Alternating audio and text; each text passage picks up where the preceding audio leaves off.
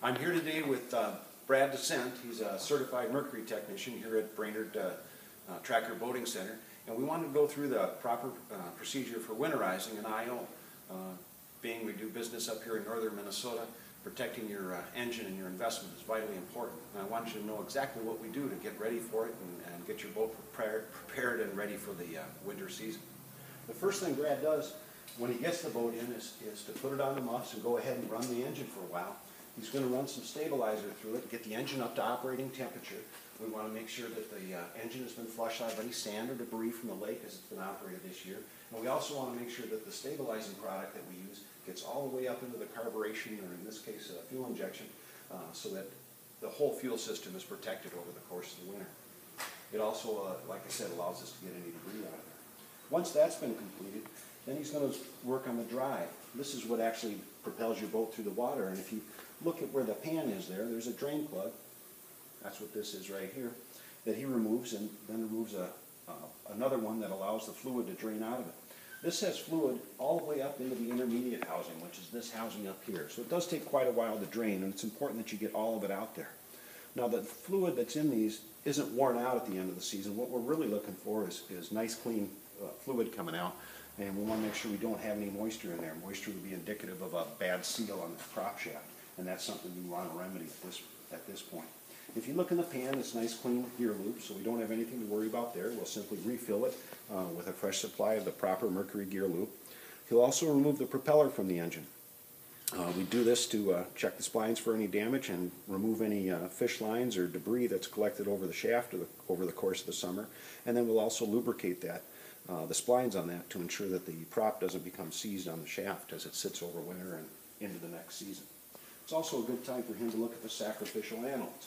Those are these items here that mercury has throughout the drive, and these are designed to disperse any corrosion that the drive may encounter depending on the body of water. Some are very corrosive in Minnesota, some are not. These are in great shape and probably have many seasons more use, but it's a good time to inspect them, and also make note that we never ever want to paint, cover, or put anything on to protect those. We want those to corrode, because that way the drive doesn't and the sacrificial anode does. Okay.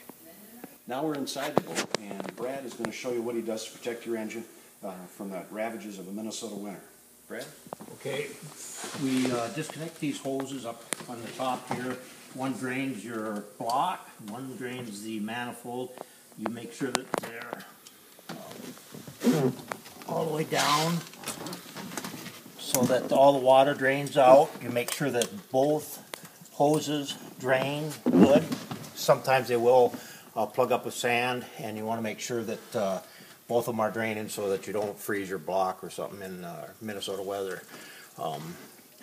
This one's pretty simple to do.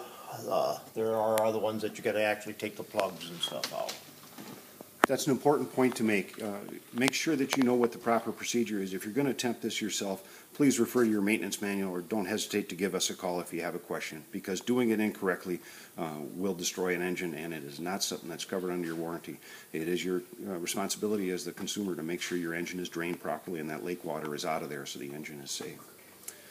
While he's in here, he's also going to check, and if you look at that bottle right in front, that's something that's exclusive to MerCruiser, is our drive lube monitor. Since he's drained the lower unit, you'll see that it's completely empty at this point. So in the refill procedure, he'll have to fill that from the bottom up until it comes all the way up to the top. It's kind of a long procedure to get it up all the way in there, but that's the only way to ensure we don't have any air pockets in there and we don't damage gears when we get back in the water next spring. Because our engine is like a car engine, although it's cooled with lake water, on a car you'd normally take the drain plug out of the bottom and dump the oil. Can't do that on a boat because obviously we've got the bottom of the boat in the way. So what we do instead is use an evacuator, and I'll have Brad show you that here in just a second. Evacuating the oil from the engine, where we hook it up through the dipstick. We've got a vacuum recovery system here.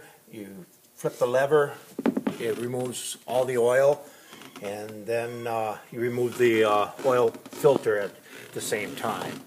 And as soon as you hear it, it'll actually start making a suck sound so that you know all the oil has been evacuated. The important thing to note here too is using the proper oil in a marine application. Because we have an engine that's operating in cool lake water and an engine that's operating at 170, 180 degrees, there's a ton of opportunity for condensation inside a marine engine. So using a proper marine grade engine oil is critical, because that oil has to absorb a lot of moisture from the condensation. That's just a byproduct of a marine engine.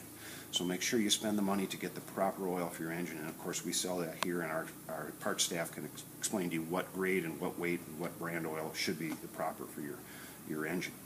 Now, once he's evacuated all the oil out of here and removed the filter, puts on a fresh filter, fills it up with a specified amount of oil, and then he'll run the engine again and check the level and make sure it's up to snuff. And he'll refill his drive system like we talked about earlier. The battery will get a full charge to ensure that it's going to survive the winter as well. And then we'll remove the positive battery cable from the battery, so just in case a switch gets left on or a light gets left on, we don't come back to a dead battery. A battery, if it's fully charged, will not freeze in the winter. If it's dead or partially charged, they can freeze and crack. So you have two choices: either remove it from the boat and charge it, or fully charge it and leave it in, but always disconnect the positive battery cable. Again, that's for discharge purposes, and it's also as a fire prevention method. So we don't have a live circuit going on in a boat, because they are going to be in a storage building over the course of the winter. And that's basically it. The whole process, start to finish, takes about 2 hours. We do it here, and we have great competitive rates for our customers, and be happy to have a quote put together for you if you'd like to call us.